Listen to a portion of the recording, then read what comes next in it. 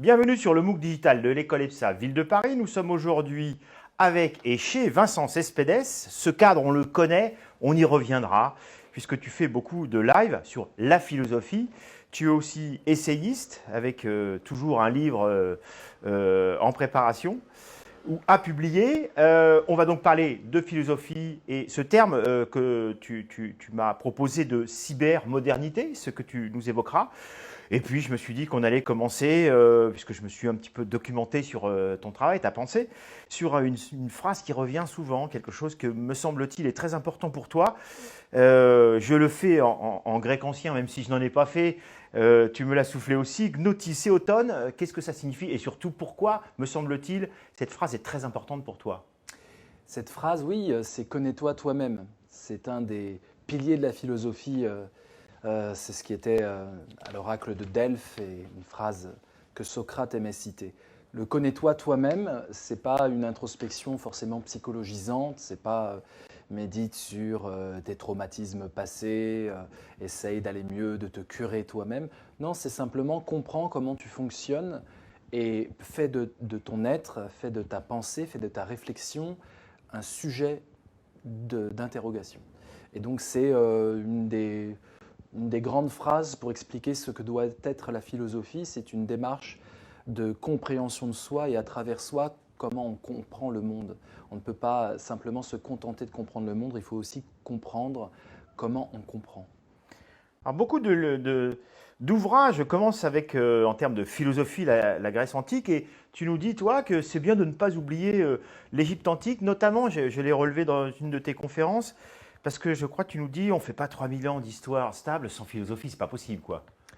Oui, on a une vision un peu occidentalo-centrée de la philosophie. Elle serait née en Grèce, comme ça, de façon très spontanée. Et en fait, non, quand on analyse un peu profondément les origines de la philosophie, d'abord, c'est pas la Grèce, c'est la Méditerranée. C'est-à-dire que ça circule, c'est repris par les Arabes, c'est en Égypte, c'est en Grèce, c'est tout le bassin méditerranéen. Et puis, il y a aussi des philosophies venant de Chine et autres. Donc, dès qu'il y a une stabilité politique et dès qu'il y a une caste capable de pouvoir penser, de s'offrir le luxe de ne pas être prise dans la frénésie du travail et de pouvoir prendre du recul, la démarche philosophique se retrouve. Alors c'est vrai qu'en Occident, on a cette idée d'une pensée critique constitutive de la démarche politique. On ne l'a pas partout, ça. Cette idée que la philosophie et la politique doivent faire bon ménage et qu'on on peut quand même spécifier que l'Occident a une puissance autocritique forte. Lorsque l'Occident colonise, lorsque l'Occident se livre à des guerres, il y a toujours des penseurs, des résistants internes qui vont plaider pour la liberté, pour la lucidité, pour la compréhension de soi et pour plus de justice. Alors, pour continuer à te situer, on va faire un bond en avant, on va faire comme ça des allers-retours. Et je suis revenu aussi, grâce à toi, à Teilhard de Chardin, pour une notion, un concept très contemporain. Et j'aimerais que tu nous en parles un petit peu, qu'il a nommé la noosphère. Pierre Teilhard de Chardin, c'est un homme exceptionnel, c'est un philosophe qui a été fasciné par la science, qui est fasciné par plein de secteurs, qui a essayé de souder comme ça des disciplines entre elles, ce qui est pour moi la démarche philosophique. Et effectivement, il crée ce concept de noosphère au début du XXe siècle, c'est-à-dire la sphère des idées. Un peu sur le modèle de la biosphère, il y a la Terre, la planète Terre est entourée d'une sphère, la sphère des idées qui vont circuler, qui vont s'échauffer. Et il le dit ça dans les années 1915-1920, donc bien avant Internet. Et à l'heure d'Internet, on voit bien que c'est assez avant-gardiste comme concept. Et lui, il plaidait pour le réchauffement intense de la noosphère, cette activation des idées qui circulent, de la connaissance qui inspire tout le monde. Et c'est une belle vision un peu humaniste et une belle vision de réconciliation des hommes et des femmes à travers, au-delà des frontières. Il y a une noosphère qui ne connaît pas de frontières. C'est cette circulation des idées et je pense que la philosophie, c'est plaider et travailler pour la noosphère. C'est intéressant ce rapprochement entre ce qu'il baptisait, lui, une forme de conscience collective et toi, ce que tu baptises aujourd'hui l'intelligence connective. Quand tu parles de s'échauffer, en effet, aujourd'hui, c'est sur Internet que et les serveurs et les esprits s'échauffent. Alors voilà, c'est pas parce qu'on s'échauffe qu'on est intelligent. Il y a aussi une bêtise connective. Mais l'intelligence connective, c'est vraiment, pour moi, à la fois ce qui est tout à fait nouveau avec Internet. C'est-à-dire qu'on est capable d'être intelligent ensemble en parlant sans se connaître. On le voit dans Wikipédia, les contributeurs Wikipédia n'ont pas besoin d'être face à face, n'ont pas besoin de s'échanger des amabilités. On est direct sur la connaissance et on argumente. C'est un combat d'argumentation. Et cette intelligence connective, qui n'a rien à voir avec l'intelligence collective, où on se connaît, on se tutoie, et donc on respecte aussi certains impensés, des hiérarchies, des genres, des âges, des CV. Là, dans l'intelligence connective, on ne s'intéresse qu'à la pensée pure, qu'aux arguments déployés indépendamment des personnes qui les portent. Et ça permet une levée de l'ego qui est exceptionnelle. Ça permet une accélération de la pensée, de la noosphère. Et c'est tout à fait nouveau. Et je pense qu'on ne sait pas encore vraiment être intelligent connectivement. On le découvre, on tâtonne, on l'a vu avec le confinement. On a tout d'un coup eu une démocratisation de l'intelligence connective, que ça soit d'ailleurs plein d'humour. L'intelligence connective va vraiment avec l'ironie, j'analyse ça. C'est que dès que vous mettez des gens ensemble dans un forum virtuel, il y aura des blagues. Ça va avec, c'est presque un indice. Et je vous rappelle que l'ironie est à la base de la philosophie telle que Socrate la développe, c'est-à-dire la capacité de questionner le puissant avec ironie, c'est-à-dire à montrer que lui qui se pose comme sachant ne sait pas vraiment. Et c'est l'ironie mordante, le clash qui va permettre cet ébranlement de ceux qui, du haut de leur arrogance, pensent détenir du savoir. Et donc, dans l'intelligence connective, on a cette ironie, on a cette capacité à faire mouche, on a cette capacité à distinguer la blague de l'argument qui porte. Et je pense qu'on est au tout début de cette intelligence connective que j'appelle l'INEX, I-N-E-X, pour nexo-intelligence. En latin, nexus, c'est le lien. Donc l'intelligence connective, c'est l'intelligence du lien, une intelligence qui part que sur le lien transréel, mi-virtuel, mi-réel, pas besoin de se connaître. Donc Wikipédia est un peu un modèle, même s'il y a des choses à en dire, mais en tout cas c'est un modèle d'efficacité par rapport à l'intelligence collective. On se donne tous rendez-vous autour d'une table, on essaie de faire la meilleure encyclopédie du monde. Wikipédia, pas besoin de la table. Et c'est parce qu'il n'y a pas de table et parce que les experts ne sont pas autour d'une table que ça fonctionne. On doit découvrir ça. Je pense que la philosophie aussi va se transformer au contact de cette intelligence connective. Pour l'instant, on sait ce que c'est une pensée collective, des groupes, des courants artistiques qui se donnent rendez-vous autour d'une table, qui à la fois saucissonnent et à la fois refont le monde. Ça, on sait ce que c'est depuis les banquets de Platon. On a l'intelligence individuelle. Toute notre école vise à développer l'intelligence individuelle du citoyen, etc. Mais on n'a pas encore de grandes œuvres d'intelligence connective, et même au niveau artistique. Et ça, c'est en train de venir. Donc nous sommes tous des élèves de cette intelligence connective qui sera évidemment beaucoup plus puissante que toutes les intelligences artificielles qu'on essaie de nous vendre. Alors, je sais que tu as enseigné la philosophie. Aujourd'hui, tu transmets avec tous les canaux possibles et imaginables. On y reviendra, notamment avec des ouvrages, mais aussi des conférences, des think tanks en live, évidemment, te servant de ces outils ou canaux contemporains. Et en même temps, je voudrais qu'on revienne sur l'enseignement de la philosophie. Aujourd'hui, c'est au lycée et encore, pendant toutes les formations, plus ou moins. Avant pas trop, après plus du tout. Alors que finalement, la philosophie, à bien y regarder, on peut en trouver un peu dans toutes les disciplines. Je dirais même peut-être aussi et surtout en mathématiques, par exemple. Oui, la philosophie, c'est pas une discipline au sens où on apprend un contenu. C'est pas parce que vous lisez Kant que vous devenez philosophe. La philosophie, c'est un exercice, c'est une pratique. Et ce qui est intéressant en terminale ou même avant, c'est de s'exercer à cette pratique-là. La pratique du jugement critique, la pratique de l'argumentation rationnelle, la pratique qui consiste à utiliser des concepts, comprendre ce que c'est un concept, la pratique qui consiste à peser le pour et le contre. C'est une pratique très importante pour les jeunes qui sont après sur les réseaux, essayer de penser le contraire de notre opinion, accepter l'objection, voir l'objection comme une chance pour notre raisonnement et pas comme une attaque personnelle. Donc tous ces réflexes, tous ces instruments de la philosophie, sans parler de la logique, bien sûr, il est question de logique dans la philosophie, c'est très important de les acquérir. Et je dirais même que c'est presque l'essentiel de l'école. Franchement, quelqu'un qui apprend à raisonner, à critiquer ce qu'il lit, à essayer de peser le pour et le contre, à essayer de toujours pousser plus avant sa curiosité, ne pas se contenter d'autorité sachante, bah, il est sauvé. Donc à la rigueur, bon, après on peut apprendre de l'histoire, on peut apprendre des mathématiques, mais c'est pour moi l'essentiel de ce qu'il faut donner aux jeunes à l'heure d'Internet, à l'heure des tutoriels sur YouTube.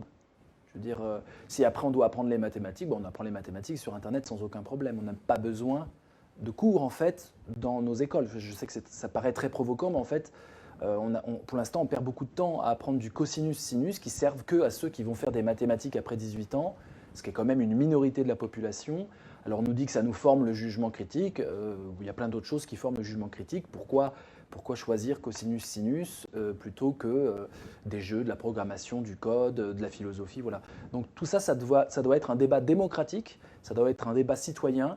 À l'heure d'Internet, l'école doit aussi s'interroger qu'est-ce qu'on doit transmettre aux jeunes futurs citoyens qui vont voter, qu'est-ce qu'il faut transmettre. Moi, je pense qu'apprendre à décrypter un débat politique, apprendre à avoir des repères pour pouvoir comprendre des auteurs, des grands mots, apprendre à aller chercher des informations, vérifier, c'est extrêmement utile et pas du tout assez développé dans notre éducation nationale qui vise en fait la compétition individuelle. Depuis l'âge de 10 ans, même si les profs peuvent être absolument géniaux, le système, c'est un système de sélection qui vise à sélectionner individuellement les individus, d'où les phobies scolaires, le stress, etc. Donc il y a une vraie remise en question de la puissance de la philosophie, telle que, évidemment, c'est pas une question de prof de philo, hein, c'est une question de coloration de l'éducation nationale. L'éducation nationale doit, en 2020, être philosophante, pousser à philosopher. Pas tellement, encore une fois, apprendre un contenu, on a tout sur Wikipédia, hein. On a tout sur des tutoriels. Les youtubeurs font un boulot remarquable de vulgarisation. Donc si vraiment je m'intéresse à Kant, en une semaine, Kant, hein, qui est quand même très difficile, si vraiment je suis passionné, en une semaine, en surfant, en regardant par-ci par-là, je peux me faire une idée de Kant. Donc ce n'est pas tellement le contenu des grands auteurs qui sont d'ailleurs divinisés, ce qui est l'opposé de la philosophie. Pascal disait, si tu veux vraiment philosopher, tu dois te moquer de la philosophie. Encore une fois, l'ironie dont je parlais tout à l'heure. Aujourd'hui, on sacralise des auteurs. Donc ce n'est pas tellement ça la philosophie, c'est une démarche critique. On a besoin d'une jeunesse avec une réelle pensée critique capable de débat. Et aujourd'hui, ça, ce n'est pas encore assez donné à travers les canaux de l'éducation nationale.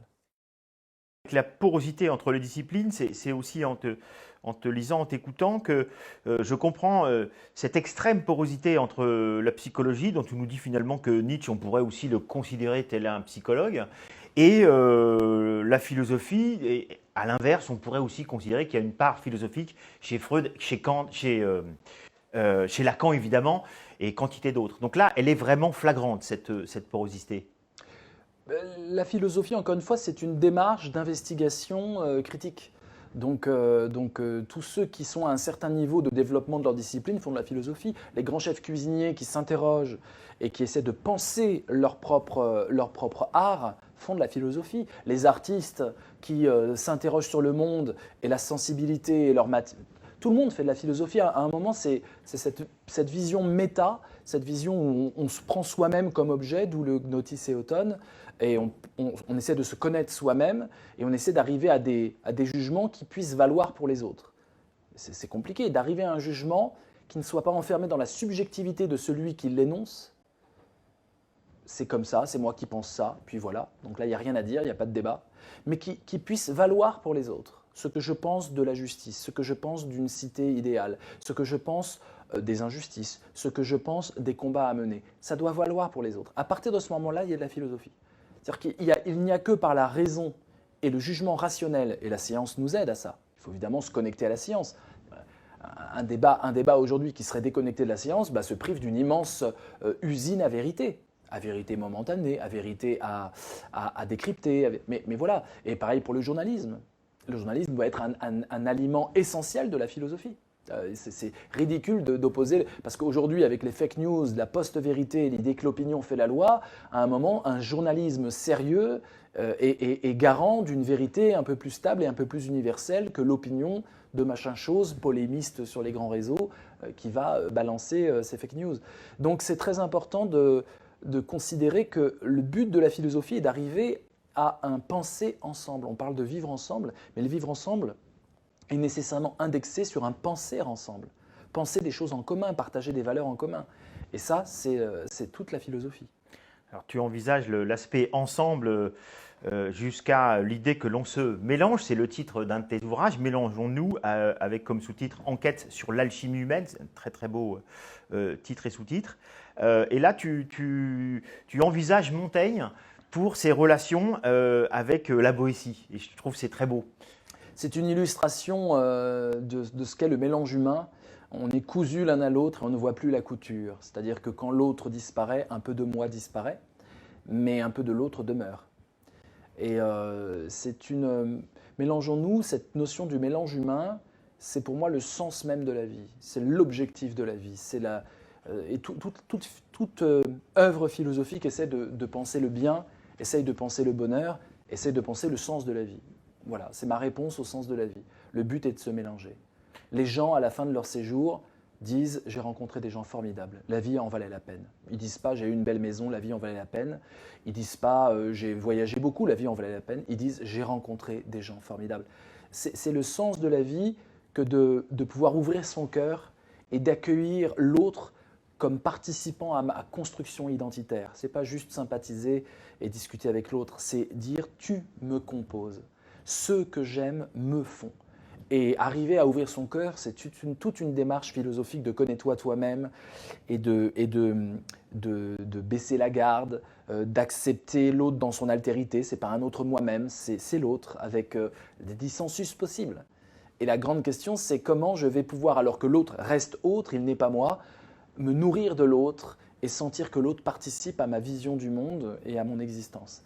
Et on parle beaucoup de lâcher prise. Aujourd'hui, on a compris que toutes les tensions modernes et les névroses modernes naissent d'une absence de lâcher prise, où les gens sont stressés, les gens veulent tout contrôler, on a une sorte de délire du contrôle. Et pour moi, un des rôles de la philosophie, c'est de dire, bien sûr, il faut contrôler les choses, mais c'est aussi accepter d'être rempli par le monde. On a beaucoup réfléchi sur comment je vais remplir le monde. Tout le 19e siècle, Freud et autres, leur question c'était « j'ai une pulsion, comment elle va sortir ?» Mais la question, c'est pas ça. C'est pas la question. La censure, il y a une censure, mais la censure, c'est pas « j'ai une pulsion, elle est censurée, elle risque de rester à l'intérieur ». Non.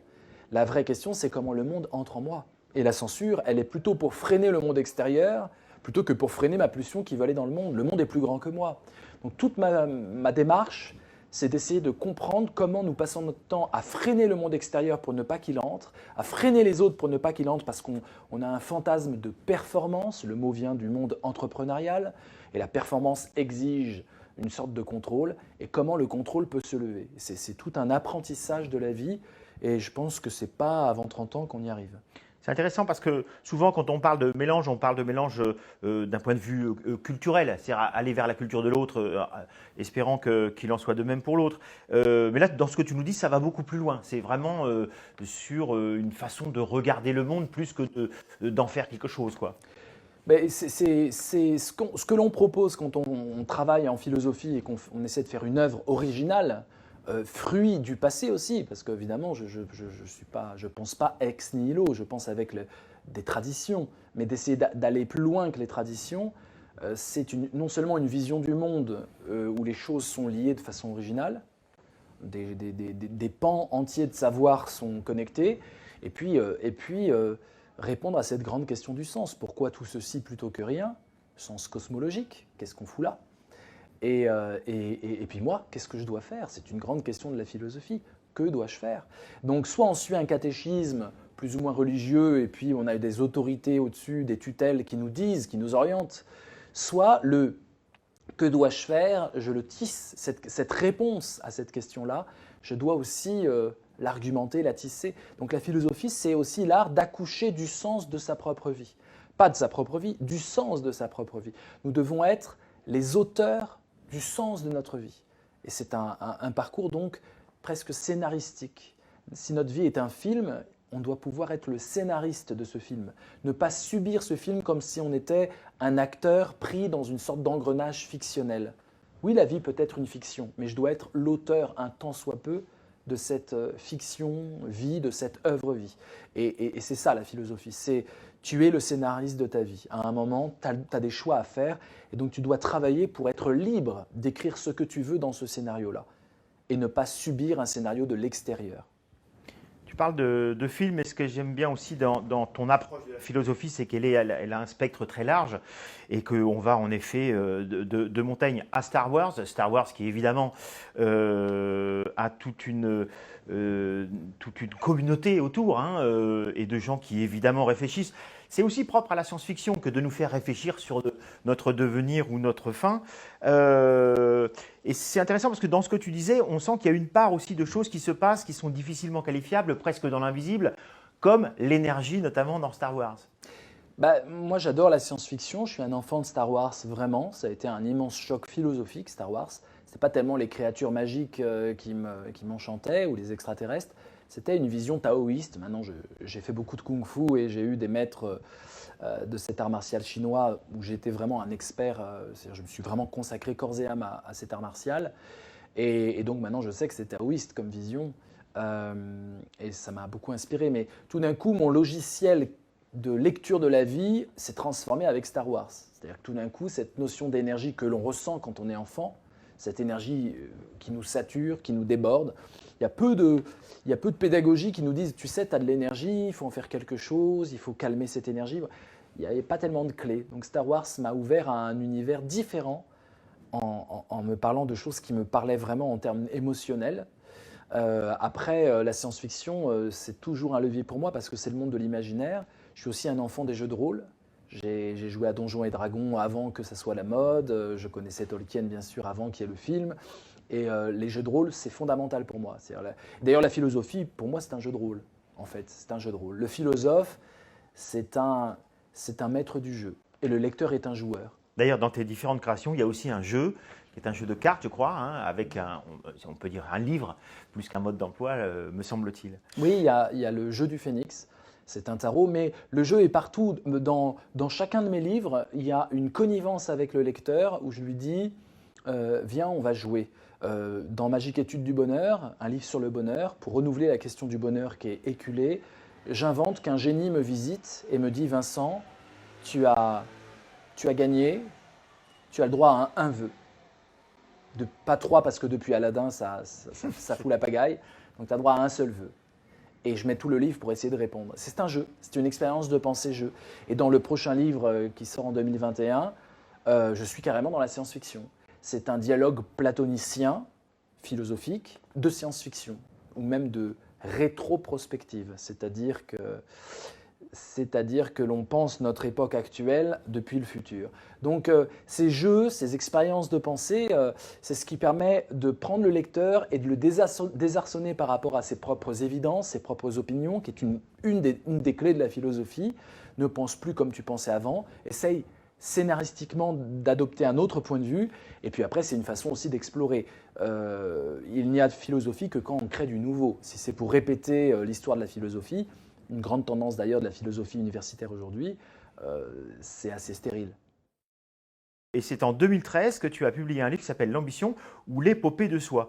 Et comme d'habitude, tu échanges avec les vivants comme avec les morts, en reprenant leurs mots, leurs phrases, leurs pensées. Et là, je vais te laisser prononcer cette phrase, moi que je ne connaissais pas, que je trouve magnifique, c'est Simone de Beauvoir. « J'accepte la grande aventure d'être moi ». Elle écrit ça dans son journal, elle a 18 ans, et elle j'accepte la grande aventure d'être moi.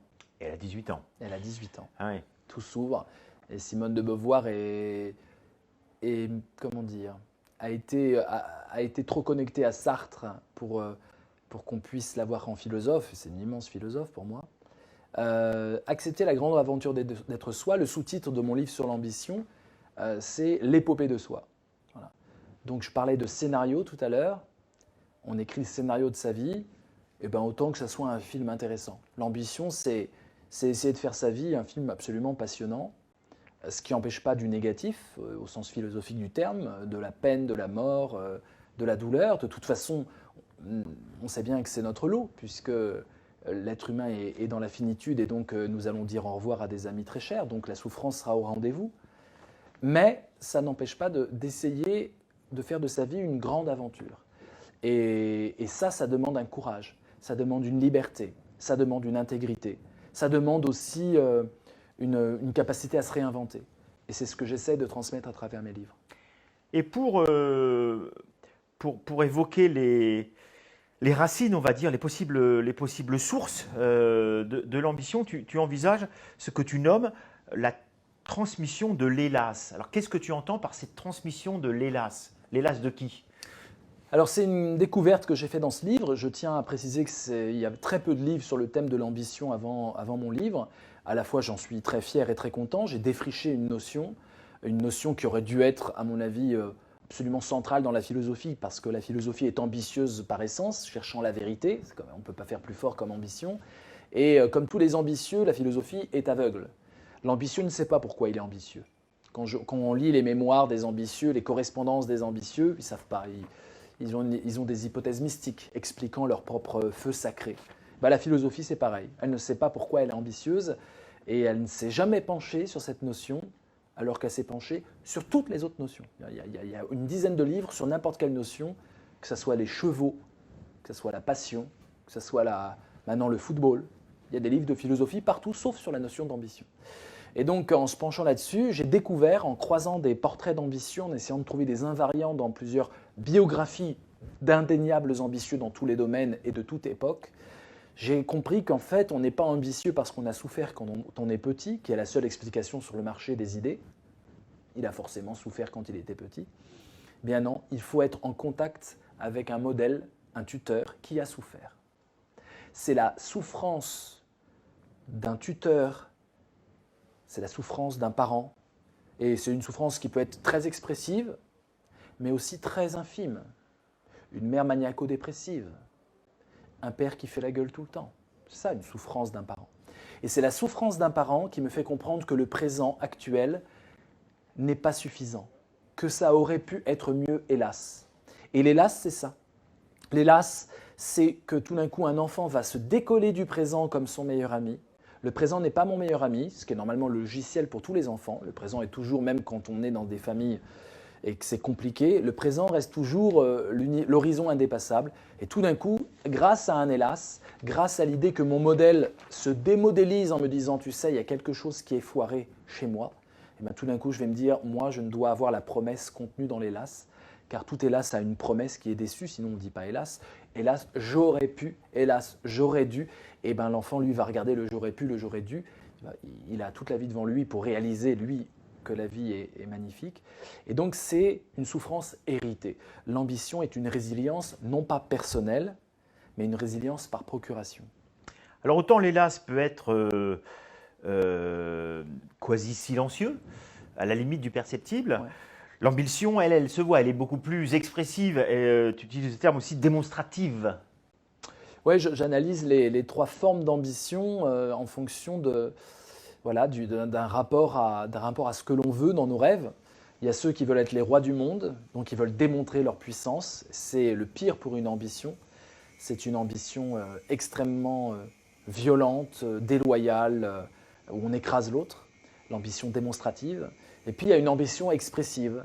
Le but est d'exprimer un potentiel, pas de se faire applaudir.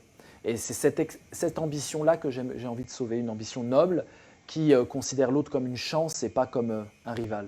Et en même temps, il y a des termes, évidemment, qui affleurent dans cette réflexion sur l'ambition. Il y en a un que tu évoquais tout à l'heure qui est essentiel, me semble-t-il, c'est l'audace. Cette audace qui nous amène peut-être même à prendre parfois des risques sans lesquels on n'arrivera peut-être pas à grand-chose. Mais oui, mais l'audace est une construction. On a une tendance à psychologiser l'audace. L'audace n'est pas psychologique. Ce n'est pas avec du coaching que vous allez être audacieux. L'audace, c'est une construction, c'est un écosystème d'idées et de façons de se projeter dans la vie. C'est un sport, l'audace. C'est un sport d'équipe. On n'est jamais audacieux tout seul. On est audacieux parce que des gens comptent sur nous, on est audacieux parce qu'on est lié à des gens qui savent nous encourager, on est audacieux parce qu'on pense à soi quand on avait 10 ans, 15 ans et qu'on se parle encore à soi-même dans le passé. L'audace, c'est beaucoup plus compliqué qu'une sorte d'empowerment de la volonté.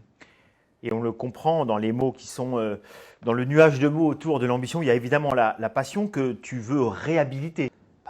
La passion telle qu'on l'entend aujourd'hui, c'est-à-dire se consacrer corps et âme à quelque chose avec joie, définition simple de la passion d'aujourd'hui. Parce que, la passion trimballe son étymologie, donc à chaque fois qu'on parle de passion, les gens, les peines à jouir nous disent « Ah, passion, c'est souffrir ». Non, je ne dis pas que quelqu'un est passionné, je ne dis pas qu'il souffre. Je ne parle pas de la passion pathologique, voilà. Je parle d'une passion, d'une vie passionnante. Et je pense qu'on mérite tous des vies passionnantes et qu'il faut aussi se donner les moyens de cette vie-là. Et c'est forcément des vies qui sont un peu plus insécures. Parce que dans la passion, c'est pas qu'on se mette en danger, mais dans la passion, on essaie de sortir de ces zones de confort et on essaie de sortir des routines. Sinon, c'est pas passionnant. Si on entre dans une routine, certes, on contrôle tout, on a l'impression en tout cas de contrôler, mais on n'a pas d'aventure. Donc si on dit que la vie doit être une aventure de l'altérité, un mélange humain, il faut absolument qu'on accepte une dose d'insécurité dans sa vie, une dose de flou, une dose d'indécision, une dose où on glisse, une dose où on est nul, une dose où on pédale dans la semoule. Et plein de gens refusent cette aventure humaine parce qu'ils ne veulent pas pédaler dans la semoule. On leur a dit que ce n'était pas bien d'être nul, on leur a dit que ce n'était pas bien d'hésiter, de douter.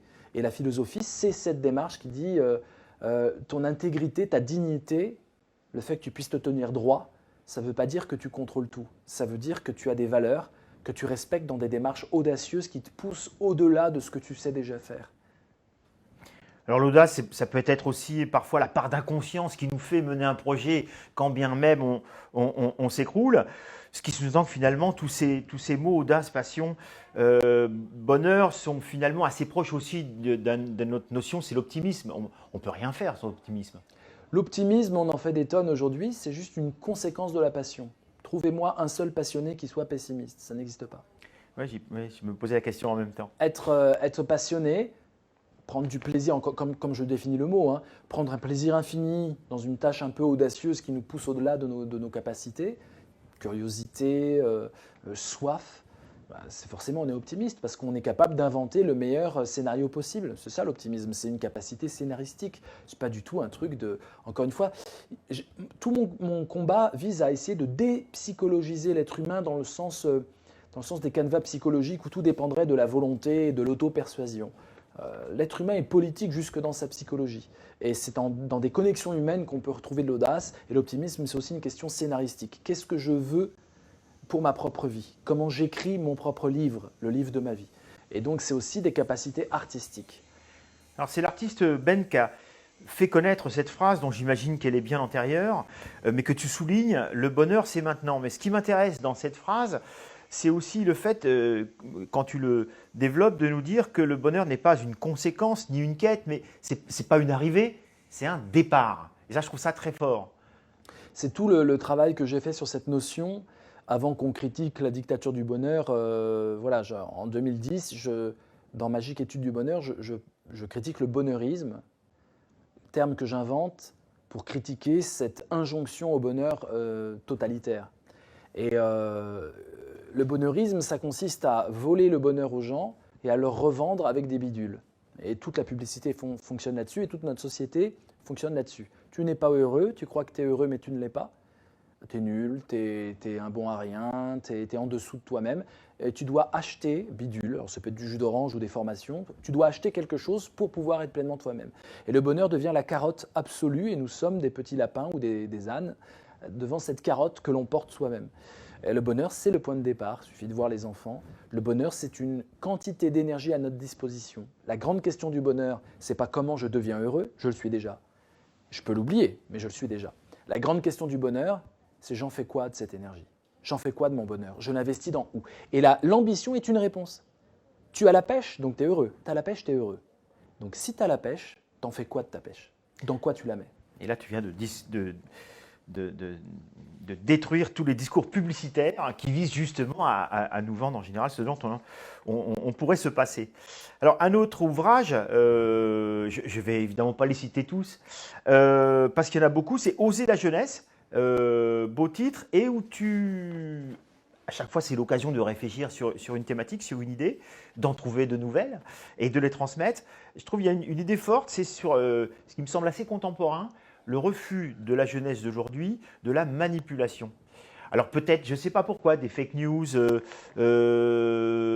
d'une autre façon d'envisager la transmission, l'enseignement, évidemment l'Internet qui a changé tout ça, mais je trouve très intéressant le fait que tu nous dises que la plus grande des peurs de cette jeunesse d'aujourd'hui, c'est la manipulation, quelle qu'elle soit. Oui, avec cet effet pervers, c'est que la jeunesse qui a une hantise de la manipulation se fait manipuler par ceux qui dénoncent les manipulations. C'est le complotisme et le conspirationnisme. Ah ouais. Mais c'est aussi, à une moindre échelle, tous ceux qui arrivent à être un peu dans une sorte de suspicion généralisée par rapport à la politique, par rapport à la démocratie.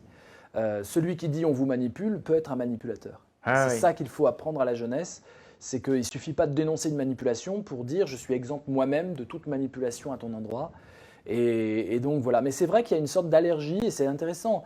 La jeunesse a compris qu'il y avait beaucoup de bêtises sur Internet, elle n'est pas dupe, et qu'il faut croiser les choses, prendre son temps pour réfléchir. Et donc il y a l'idée d'une méfiance, d'une défiance de tout ce qui vient comme information. Et d'où l'intérêt de choisir des sources qui sont un peu moins susceptibles d'être soupçonnées de tromper que d'autres.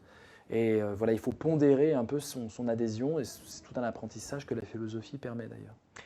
Alors dans tes différentes approches de la philosophie, possiblement appliquées, ça c'est aussi ce que tu revendiques en créant une entreprise, en pensant qu'il n'y a pas de territoire unique pour la philosophie, que c'est partout, que c'est à l'école, que c'est ici, maintenant, dans le jardin, dans l'entreprise. Et tu crées donc Mattcaline avec Ha Jiang, j'imagine pour donner des conférences, organiser des think tanks, des workshops, travailler collectivement là où il y en a besoin, évidemment aussi.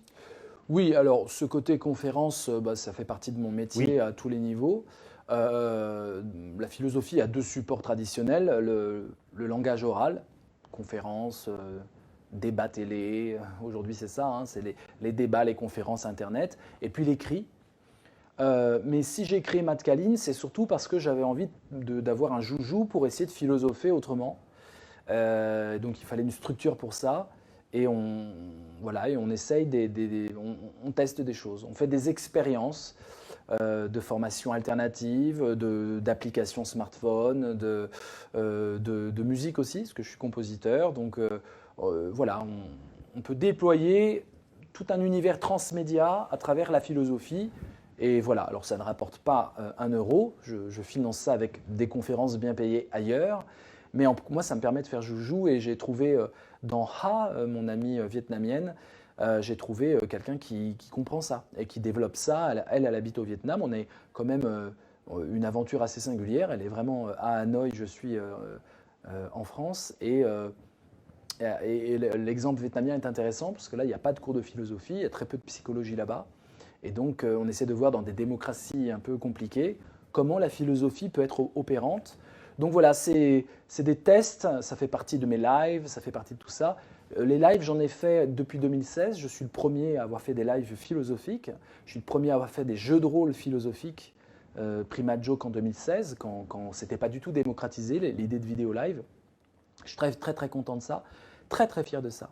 Très fier de pouvoir me targuer d'avoir fait presque 500 lives philosophiques. J'en ai fait un hier avec Fatih Triki, philosophe tunisien. C'est de la haute volée, 1h30, où les internautes participent à la discussion. Ce n'est pas juste je me filme et je philosophe. C'est une co-construction avec des internautes qui écrivent quand je suis en vidéo. C'est totalement nouveau et c'est une expérimentation de l'intelligence connective. Et j'en ai tiré beaucoup de leçons de tout ça, de toutes ces expériences que j'ai faites et que je continue de faire avec Mattcaline. Voilà, c'est essayer de trouver des voies alternatives pour amener le jugement critique de plein de façons différentes. Dans les lives, je m'adresse aussi aux enfants puisque je fais le Philo Kids, c'est une playlist sur ma chaîne YouTube. Et dans le Philo Kids, je parle à des enfants de 3 ans qui sont connectés, 3 ans, où la maman, bien sûr, écrit le message de l'enfant. C'est extraordinaire. On trouve. Mais il n'y a que le jeu de rôle qui permet ça. Ah oui. Un enfant, c'est que la philosophie, c'est que le jeu de rôle. On invente une histoire et on réfléchit ensemble.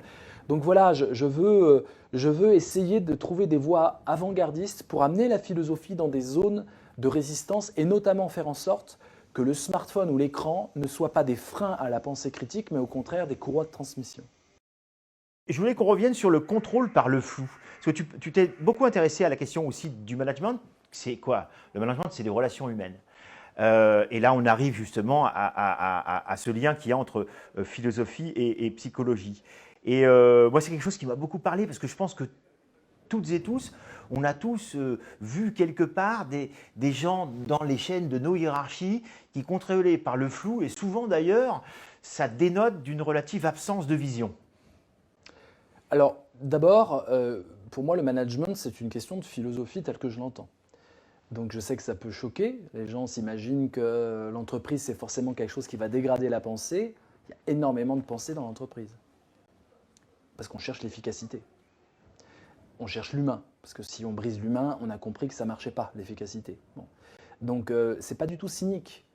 La plupart des gens travaillent en entreprise, sont des salariés, sont des collaborateurs. C'est l'essentiel de nos vies. C'est là où la vie se passe. L'amour, c'est là où la vie se passe. J'ai consacré 3 livres. C'est essentiel. Ça fait nos vies. Donc c'est bien joli de philosopher sur des petites niches comme ça. Mais moi, mon intérêt, c'est de toucher les gens dans leur pratique essentielle. Si l'entreprise, ça va mal, c'est ma vie qui va mal. Si l'amour, ça va mal, c'est ma vie qui va mal. Donc pourquoi la philosophie n'irait pas là-dedans? Et donc c'est une vraie démarche. Donc connaître tout ce qui se dit sur le management, c'est une aventure intellectuelle extraordinaire. Le management, c'est un grand mot, mais ça veut dire comment des gens travaillent ensemble. C'est juste ça la question. Comment travailler ensemble? Est-ce qu'il faut manipuler l'autre? Est-ce qu'il faut le stresser? Est-ce qu'il faut le reconnaître? Est-ce qu'il faut qu'il co-décide? Est-ce qu'il faut une hiérarchie? C'est une réflexion sur la gouvernance humaine. S'il y avait eu des entreprises à l'époque de Platon, il aurait évidemment parlé des entreprises. La gouvernance, Platon, je vous rappelle, avait fait carrément des nouvelles constitutions pour des tyrans, etc. C'est hyper intéressant. Donc oui, le flou est un instrument aujourd'hui pour manipuler et je pense que un des grands rôles de la philosophie d'entreprise, c'est de vraiment arriver à sortir, à inventer une gouvernance où le travail puisse être épanouissant. Et c'est très complexe. Et j'ai dû faire, allez, on va dire, plus de 500 conférences dans ce milieu-là. J'ai dû croiser des milliers d'entrepreneurs, des milliers. Donc c'est une vraie connaissance, c'est pas rien. J'ai beaucoup transpiré là-dedans avec tous les cas de figure. Comment faire monter des femmes dans l'ambition alors que certaines femmes à haut potentiel n'osent pas. Comment manager en état de crise. C'est une école de la vie, c'est une école à la croisée de la psychologie, de la recherche de l'efficacité, de la recherche de l'humain. Et j'ai fait beaucoup de conférences dans le milieu hospitalier. Qu'est-ce que c'est soigner? Est-ce qu'on met l'émotion devant? Mais la technique, est-ce qu'on la met devant? Comment le médecin de 60 ans, le médecin, le professeur, le docteur, va pouvoir parler à la petite aide-soignante? Comment ça communique? Alors que ce n'est peut-être pas la même culture, le même âge, la même génération. Donc c'est ça aussi, le management interagit en milieu hospitalier, dans le milieu psychiatrique. Comment l'humain travaille ensemble? C'est une question de démocratie essentielle et bon, je n'ai pas encore écrit vraiment de livre là-dessus, mais j'ai amassé un terrain de réflexion. Évidemment, le but du jeu, ce n'est pas de vendre son âme, le but du jeu est d'être du côté de ceux qui souffrent. Donc à chaque fois, et on me connaît pour ça, quand j'investis des dimensions professionnelles, c'est d'être du côté de ceux qui veulent lutter contre les injustices et de ceux qui sont mis à mal. On m'invite pour ça. On m'invite parce qu'il y a de la souffrance et qu'on essaie de voir comment un logiciel philosophique est capable de revisiter cette souffrance et d'essayer de la minimiser. Donc du côté opposé à la pression, cette pression aujourd'hui destructive, possiblement à l'origine de suicides, il y a eu beaucoup d'histoires à propos de ça, et tu nous dis finalement, je ne vais pas utiliser le terme arme, quoique, contre la pression, c'est la passion. Oui, c'est évident qu'on ne sait pas faire un management par la passion aujourd'hui. La passion est réservée aux dernières lignes du CV. On n'évalue pas la passion, elle ne peut pas être évaluée sur des échelles quantitatives. Et on sait bien qu'elle est communicative, on sait bien qu'elle est experte de son domaine, la passion. Donc il y a tout un trésor là humain qui est inexploité parce que c'est vrai qu'on ne contrôle pas bien la passion. Et il y a une sorte de soif du contrôle et de performance entrepreneuriale qui va à l'encontre de la passion. Et donc c'est par la pression qu'on manage. Donc tout mon combat est d'arriver à ce qu'on puisse travailler ensemble et que la passion puisse demeurer et puisse être même le levier, y compris le levier hiérarchique. Voilà, un levier de codécision. Voilà, donc il y a, en fait, ce qui me passionne là-dedans, c'est une fibre immensément anarchiste et d'essayer de voir comment le groupe humain peut s'organiser en se passant des hiérarchies. C'est quand même le but visé. Donc j'ai vu des entreprises où ça se passait comme ça. J'ai vu des entreprises où chaque salarié décidait de son salaire. Alors oui, on passe beaucoup de temps à débattre, on passe beaucoup de temps à échanger, notamment par l'intelligence connective, sur des applications spéciales. Je décide de m'augmenter. Je pense que par rapport à mon travail, je mérite 200 € de plus. Je l'annonce, il y en a qui sont d'accord, il y en a qui ne sont pas d'accord, et chaque salarié décide de son salaire. Pour moi, une entreprise qui fonctionne, qui est rentable, avec cette capacité de codécision-là, pour moi, c'est l'avenir. Et c'est l'avenir aussi sur un plan politique. Donc c'est un laboratoire pour moi, pour essayer de penser des gouvernances alternatives qui respecteraient l'humain dans sa liberté et dans sa dignité. Et dans les conseils que tu donnes, il y en a un que j'ai trouvé aussi très très juste. Et j'y pensais à l'instant dans la rue en voyant, et on voit souvent des gens qui continuent des discussions, ça m'est arrivé aussi à moi, hein, qui ont été entamées justement dans une hiérarchie, sous pression, avec de l'onde de choc, on en parlera tout à l'heure. Ces discussions qui se finissent parce qu'en fait, elles n'ont pas été menées. Donc les gens finalement se rendent malheureux et ça peut les amener très loin dans le malheur. Et un conseil que tu donnes qui est assez juste, c'est finalement évacuer la victimisation, refuser la vexation, aller de l'avant. Quand bien même une phrase n'a pas été terminée, il faut pouvoir poursuivre.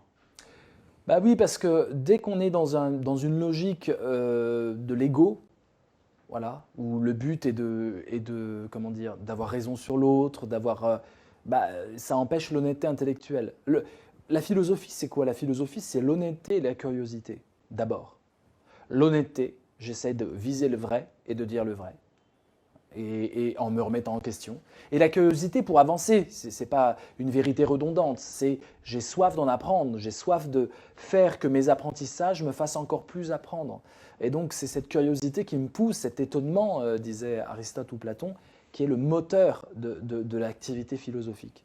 Donc voilà, donc on est dans tout ce qui est s'enfermer dans une identité fixe, une identité de victime. Ça ne fonctionne pas. Moi, je suis pour le combat, je suis pour la lutte, je suis pour qu'on puisse résister à l'ignominie, à la violence et aux injustices. Et donc, ça nécessite qu'on puisse se fédérer et qu'on puisse travailler ensemble pour. Et donc, ça rejoint un peu cette idée de gouvernance alternative. Donc, sortir de son statut de victime décrétée. Il n'y a pas plus fort qu'une victime objective qui se dit « je ne suis pas victime ». Je suis en instance de me libérer, en instance de m'émanciper. Je suis en combat, je suis en lutte. Et certainement pas, je suis victime. Mais ça n'empêche pas qu'il y ait des victimes. Ça n'empêche pas qu'il y a des différences entre l'oppresseur et l'oppressé. C'est une clé de lecture imparable.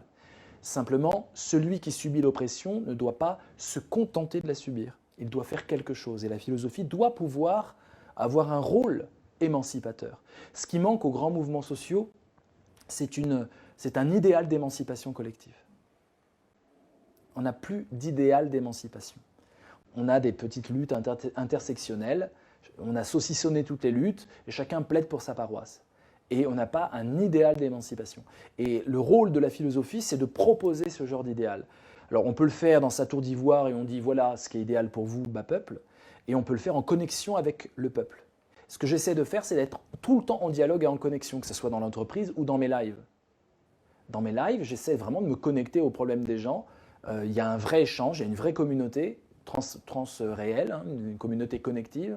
Et le but, c'est d'être à l'écoute de ce que le peuple, moi j'ai pas peur, c'est pas un gros mot pour moi le peuple, pas du tout un gros mot, c'est très important. Philosophiquement, il manque encore des assises théoriques sur cette notion. Parce qu'à force de dire le peuple est un gros mot, on laisse au populisme les prérogatives sur ce terme. Il y a des individus qui souffrent aujourd'hui. Soit on leur dit il faut que tu te libères de ta souffrance, soit on leur dit ta souffrance est commune à d'autres, il y a des unités à trouver, il faut qu'on puisse travailler là-dessus. Et ça, c'est une démarche de philosophie politique. Alors, je voudrais justement qu'on aborde ces questions contemporaines de ce monde du tout numérique, que tu baptises, toi, cette époque de cybermodernité. Et je voudrais que tu nous dises, le mot cyber, on sait d'où il vient, hein, c'est les années 50, la cybernétique, la modernité, comme l'a écrit un ami Norbert Hiller, cette modernité sans fin qui s'essouffle aussi. Donc, comment tu définis l'époque de cybermodernité dans laquelle on vit? La cybermodernité, c'est le smartphone. Voilà, c'est tout. Ça change tout. Le smartphone change tout. Le smartphone change absolument tout. Smartphone et Internet. Voilà. Le rapport à soi, le rapport à l'autre, tout, le rapport à l'image, le rapport au monde. C'est une révolution totale. Oui. Amoureuse. Bien sûr. Avant, il y avait le téléphone et il fallait que la secrétaire puisse dire non, c'est un trap. Ou les parents. Non, mais je parle vraiment des amants et des amantes. Oui. Bon. Donc, ça change tout. Le smartphone permet une communication discrète, permet un accès à la connaissance infinie, permet d'exprimer toutes ses opinions, permet d'accéder à la vidéo, permet de se filmer, permet de filmer le monde, permet d'échanger. Le smartphone, c'est une révolution. On n'en a pas fini d'être ébloui par cette révolution, pour le meilleur et pour le pire. Donc la cybermodernité, c'est le smartphone. C'est le fait qu'on aura toujours une calculatrice avec nous, on aura toujours la possibilité, quand on ne sait pas, de demander à quelqu'un qui sait. Et on aura la réponse dans les 2 minutes qui viennent. Qu'est-ce que ça veut dire éduquer des citoyens comme ça? Qu'est-ce que ça veut dire éduquer un citoyen qui peut, en une fraction de seconde, avoir une réponse à toutes ces questions? Qu'est-ce qu'on doit lui donner comme connaissance à ce citoyen-là, alors qu'il a tout Wikipédia dans sa poche et qu'il a une calculatrice qui fonctionnera très bien dans sa poche, et que quand il ne comprend pas un problème, il va pouvoir compter sur l'intelligence connective pour le résoudre? Qu'est-ce que ça veut dire? La réponse, elle est simple. Il faut former la jeunesse à l'intelligence connective, et non pas la remplir avec un gavage d'oie de connaissances qui sont des connaissances complètement déphasées par rapport aux urgences du temps. Donc la cybermodernité, j'ai créé ce concept en 2015, je l'ai diffusé autour de 2016, pour exprimer une nouvelle modernité qui va durer des siècles. C'est une modernité où un individu a plus de joie, d'émotions, d'idées nouvelles à travers les réseaux sociaux que dans sa vie propre. Ça, c'est le smartphone. C'est-à-dire qu'aujourd'hui, un individu rigole plus avec son smartphone et la connexion humaine qu'avec des interactions qu'il a avec des amis qu'il peut voir de temps en temps, rarement, etc. Il y a plus d'idées nouvelles à travers l'écran, il y a plus de possibilités d'échange à travers l'écran que dans la vie réelle, il y a plus de possibilités d'apprendre à travers l'écran. Donc, c'est ce que j'appelle la transréalité. Une réalité où le virtuel et le réel sont entrecroisés. Transréalité. Et nous vivons un régime de transréalité depuis le smartphone, et c'est que le début. On sait bien que bientôt, Internet, on l'aura dans l'œil et on pourra se parler et surfer en même temps. Enfin, on n'a pas fini d'être dans la transréalité. Donc, on est autour de 2007-2008. On entre dans la cybermodernité avec la démocratisation du smartphone, des réseaux sociaux, Facebook, YouTube. YouTube, c'est 2006, hein, c'est très récent, il ne faut pas oublier. Hein. YouTube, qui est maintenant plus regardé que la télévision elle-même par les jeunes. Instagram, tous les réseaux sociaux. Et donc cette plateforme d'intelligence connective qui existe, qui a émergé vraiment de façon démocratique autour de 2008. Donc la cybermodernité commence en 2008 et elle va durer très longtemps et elle induit de nouvelles façons d'échanger, de nouvelles façons peut-être de faire de la politique. Donc il faut que tout se mette à la page, ou en tout cas s'interroge, l'école doit s'interroger par rapport à ça, mais la démocratie doit s'interroger par rapport à ça, l'information doit s'interroger par rapport à ça, et donc il y a une remise en question qui est d'essence fondamentalement philosophique. Il faut comprendre que notre crise que nous vivons, c'est une crise philosophique. C'est une crise où une société doit se regarder elle-même et décider de ce qu'elle va devenir. Et ça nécessite un immense débat de la société civile qui, pour l'instant, n'a pas vraiment lieu.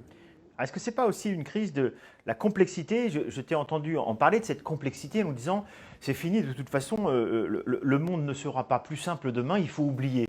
Et en effet, on accède à tout dans notre poche, si tant est qu'on sache poser la question, ça c'est une autre question. Et en même temps, on a tous déjà 60 mots de passe à l'esprit, qu'on note ici et là. Le monde se complexifie au fur et à mesure que les entreprises du digital prétendent nous le rendre plus simple encore. Make the world better, simpler, tout ça, c'est pas tout à fait vrai. Le monde est complexe, le monde en fait est absolument insondable. Donc voilà, la réalité est absolument invisible à l'œil humain. Voilà. On croit qu'il y a du bleu, il n'y a pas de bleu, il y a juste une onde qui vibre. Et nous, on voit du bleu. Et on ne pourra pas s'empêcher de dire c'est du bleu, alors qu'il n'y a pas de bleu. Il n'y a pas de bleu. Le bleu n'existe pas. Donc la réalité est totalement insondable pour l'être humain. Et plus on s'approche de la complexité, plus on s'approche de ce qu'est la réalité sans pouvoir jamais voir la réalité. Donc tout est une question de narration. Tout est une question d'histoire qu'on se raconte. J'appelle ça le bleu. Peut-être une autre culture appellerait ça autrement. Moi, j'appelle ça du bleu, quand je vois la couleur bleue. Et donc, nous avons des lunettes pour appréhender ce qu'est la réalité, alors qu'en fait, le réel est insondable. Et donc, nous tissons à travers des lunettes une réalité humaine. On se met à peu près d'accord. On a des narrations en commun. Et le problème d'Internet et de la cybermodernité, c'est que les grandes narrations, les grands récits fédérateurs explosent. Ils sont émiettés par des micro-récits. N'importe quel blogueur est capable de faire une vidéo qui fait le tour du monde. Et donc, du coup, il y a plein de micro-récits qui viennent concurrencer les grands récits. Donc, il faut se réjouir de ça, parce que les grands récits, c'est assez dogmatique, c'est assez vertical. Mais il faut aussi comprendre comment on pourrait tisser du récit en commun, à travers ce nouvel état que j'appelle la cybermodernité, où les grands récits venant d'en haut n'existent plus. Dès que vous avez un grand récit qui vient d'en haut, il se fait émietter, déchirer, déchiqueter sur les réseaux. Il n'y a pas un seul récit aujourd'hui qui vient d'en haut où tout le monde dit oui, bravo. À chaque fois, il passe au tamis déstructurant de la critique connective. Et donc voilà, donc tout l'enjeu du XXIe siècle et de la cybermodernité, c'est comment on arrive à créer de la narration qui puisse fédérer au-delà de trois amis dans une bulle algorithmique. Comment on arrive à créer ça? Et ça, c'est pour moi la nouvelle mission de la philosophie. La nouvelle mission de la philosophie, c'est de pouvoir construire des narrations communes éphémères. Et des narrations où on sait que c'est une narration. On ne se dit pas « c'est la réalité que je dis ». On sort du dogmatisme. On se dit « c'est ce que je vous propose comme sens éphémère ». Peut-être que dans 10 ans, on va changer. Et donc, comment on crée des narrations éphémères, peut-être des hiérarchies éphémères, des états du monde que l'on institue en sachant que c'est des règles du jeu qui peuvent se transformer. Et donc voilà, je pense que l'avenir de la politique, par exemple, ce sera des hiérarchies éphémères. Je pense que l'avenir de la gouvernance entrepreneuriale, ce sera des hiérarchies éphémères. Qu'est-ce que c'est une hiérarchie éphémère? Et la philosophie a cette mission-là, de créer des narrations. Je sais que c'est une narration, je sais que ça ne dit pas le réel, mais ça m'aide à manœuvrer dans la complexité du réel que je reconnais en tant que complexité. Alors que les grandes narrations d'avant essayaient de simplifier la complexité en nous donnant une clé de lecture unique et en disant c'est ça la réalité. Là aujourd'hui, dans ma narration collective philosophante, je sais que ce n'est pas la réalité, mais je sais que ça va m'aider à avancer. Et donc voilà, c'est tout cet enjeu que j'appelle le narrationnisme. C'est ce qui qualifie le grand tournant philosophique que j'ai fait pour moi-même. J'entre dans une époque où je décrète que ma pensée va essayer de forger ça, le narrationnisme critique. Et pour revenir à la Grèce antique, c'est toi qui le dis, hein, c'est finalement tout ça, la nouvelle agora philosophique. Et en effet, on comprend que tout a changé. Alors, on peut le dater au smartphone, on peut aussi le dater au blog, au participatif, aux médias sociaux. Bref, le monde a changé du fait que maintenant, tout le monde avait un avis, mais tout le monde peut publier son avis. Et c'est ça qui a tout changé. C'est le fait que… Oui, et fédérer à travers son avis. Et s'auto-critiquer à travers l'avis des autres critiquant mon avis, c'est ça l'intelligence connective. Ce n'est pas simplement quelqu'un qui donne et les autres qui lisent. C'est quelqu'un qui donne et qui va retravailler sa copie à travers le jugement critique des autres. Nous sommes dans la quintessence du débat philosophique.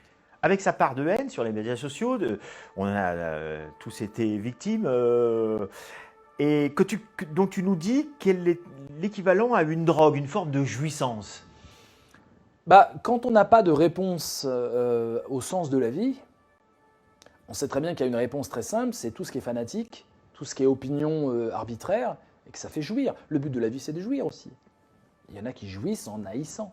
La haine est une usine à orgasme assez efficace. On l'a vu, c'est l'histoire humaine qui nous montre ça. Anatole France dit dans un de ses livres que si vous autorisez les hommes à s'entretuer, ils vont le faire dans l'allégresse. Et c'est vrai qu'il y a une part de folie humaine en trouvant le sens de la vie dans la haine de l'autre. Faut se mettre mettez-vous dans la place d'un suprémaciste. C'est du temps plein, hein. C'est du temps plein de s'organiser, de haïr, d'être sur les réseaux, de jouir quand la race ennemie est mise à mal, de véhiculer des fake news, de créer une bulle où l'information seulement raciste va pouvoir circuler. C'est du temps plein, ça occupe, ça fait jouir et ça crée des liens humains. Pourquoi vous croyez qu'il y en a qui pensent que la Terre est plate? Parce que ça fait jouir. Ça fait jouir d'être un outsider, de fédérer d'autres platistes et de dire on est d'accord, la Lune c'est du bullshit, ouais on est d'accord. Ça permet de coucher avec l'autre, ça permet de créer une secte, ça permet de créer un entre-soi, ça permet de jouir.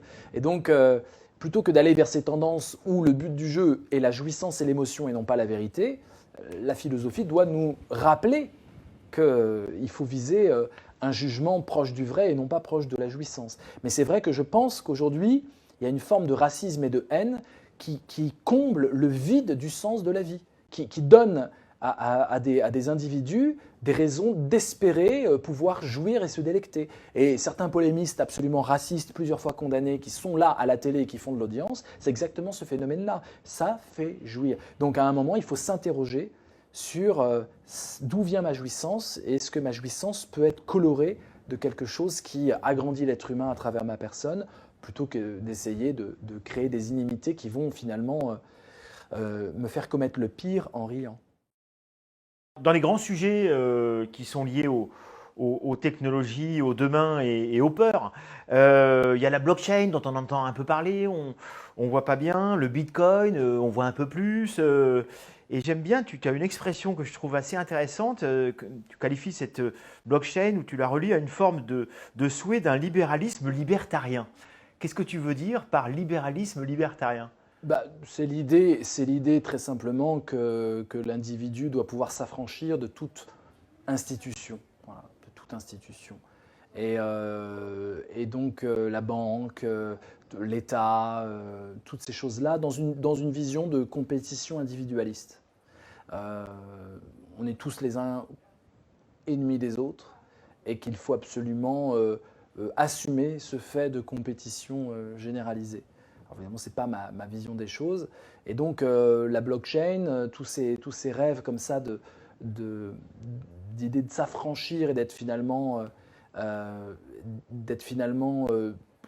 totalement autonome, sortant de toute forme d'institution, ça va contre moi ce que je plaide, c'est-à-dire que justement, c'est beau l'institution, c'est magnifique. La langue est une institution, elle nous permet de communiquer et les institutions nous garantissent des libertés aussi. Donc la question de l'institution, c'est pas tellement comment je m'en affranchis et puis en mode survivaliste, je survis avec ma carabine contre les zombies. C'est la question de l'institution, c'est comment je la réforme, comment je la fais évoluer, comment j'en fais quelque chose de vivant et non pas quelque chose à détruire. Donc voilà, c'est cette réflexion là-dessus et c'est vrai que j'en ai un peu marre des gourous improvisés de la blockchain qui nous disent que c'est l'avenir à toutes les sauces et qui nous vendent du bitcoin.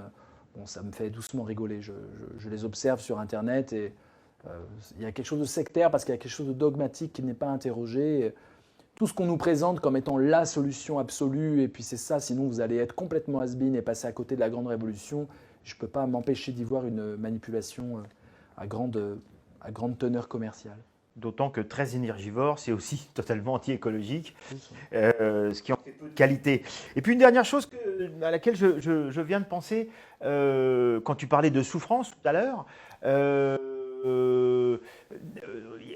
quant au robot, il y a eu cette peur naturelle du remplacement de l'humain par le robot. En même temps, il y a des tâches où on se dit finalement, moi en stage, il y a fort longtemps à l'usine, j'ai vu des gens sortir avec des gestes qui étaient le geste de la machine.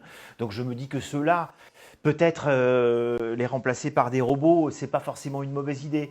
Et puis on a vu, tu parlais d'Internet, on a tous un avis, fleurir des robots qui étaient maltraités par des humains, avec des gens en effet qui se disaient mais comment ça se fait?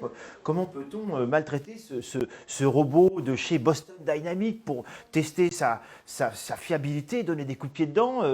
Et maintenant, ce qui est intéressant, c'est que on voit aussi, on pourrait être tenté de se méfier à des entreprises, je pense aux plus grandes, notamment dans ces grands hangars, de traiter les humains comme des robots.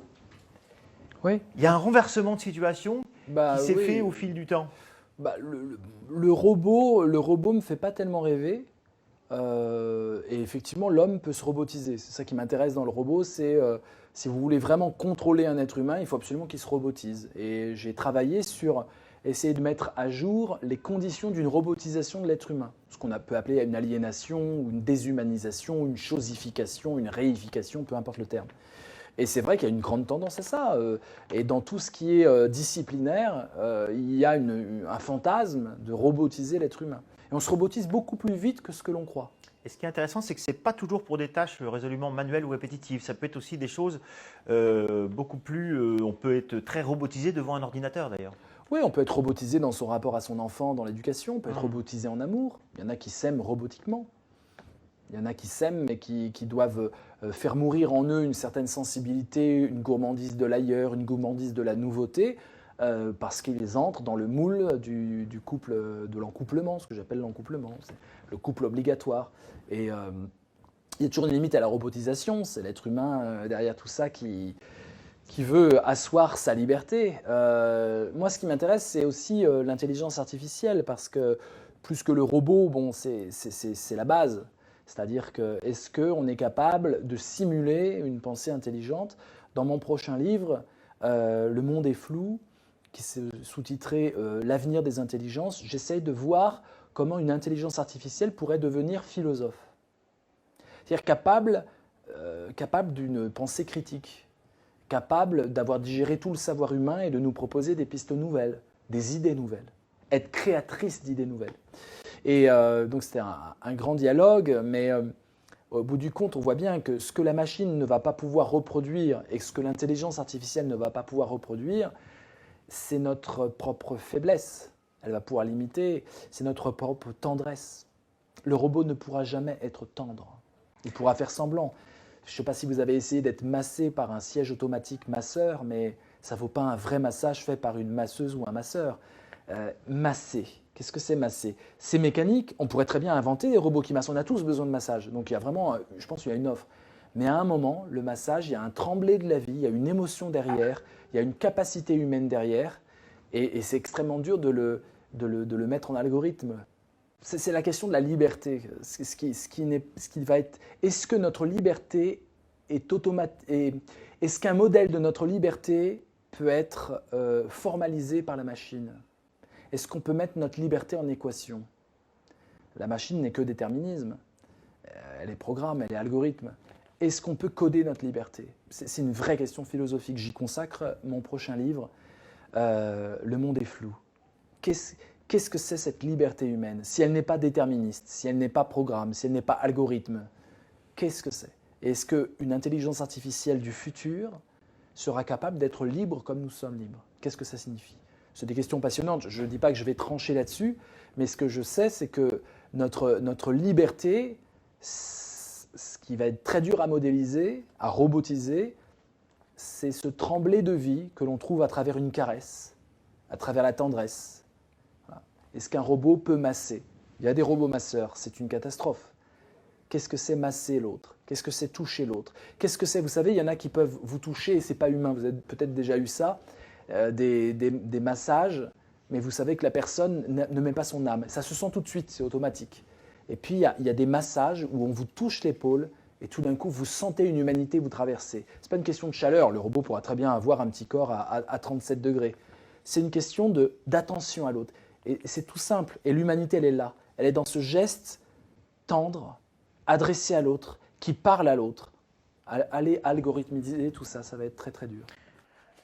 Alors, on a une petite tradition dans ces échanges, c'est de finir avec une question qu'on qualifie de secrète, mais tu pourrais y répondre évidemment en un clin d'œil ou développer philosophiquement, c'est toi qui décides. Et tu l'as déjà répondu finalement à cette question, mais Je te la repose pour conclure, où tu peux regarder les caméras, t'adresser à celles et ceux qui nous regardent.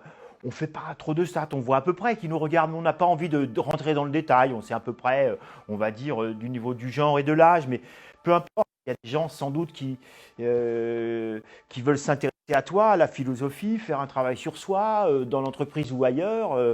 Et tu disais tout à l'heure, on peut devenir un expert en Kant avec Internet. Pourquoi faire si tu devais aujourd'hui, si tu devais donc t'adresser à notre public pour faire passer un message ou donner un conseil ou les deux, quel serait ce que tu aurais envie de dire aujourd'hui? Si j'avais un conseil à donner aujourd'hui, en 2020, ce serait que tout le monde puisse s'interroger sur notre façon d'aimer. On a besoin d'amour, c'est vital pour nous. On a besoin de tendresse. Et pourquoi on n'est pas assez tendre? C'est une question là-dessus. Pourquoi on n'est pas assez tendre? Pourquoi on se protège des autres? Pourquoi on n'aide pas? Pourquoi on n'aime pas? Donc voilà, ce serait une sorte de réflexion. Est-ce qu'on ne pourrait pas un peu lâcher les choses, lâcher l'ego et essayer de travailler sa tendresse, sa bienveillance, sa gentillesse? Pourquoi on n'est pas assez gentil? Comment développer la gentillesse? Comment faire en sorte que ça ne soit pas un gros mot parce que c'est devenu un peu le synonyme pour dire benet ou niais ou naïf? Et si on faisait de la gentillesse un ferment révolutionnaire? Voilà. Eh ben, j'ai beaucoup apprécié Vincent Cespedes. Merci beaucoup. Merci. Ta bienveillance et ta gentillesse. Merci à toi, Dominique. Mot noble. Merci beaucoup. Merci à toi.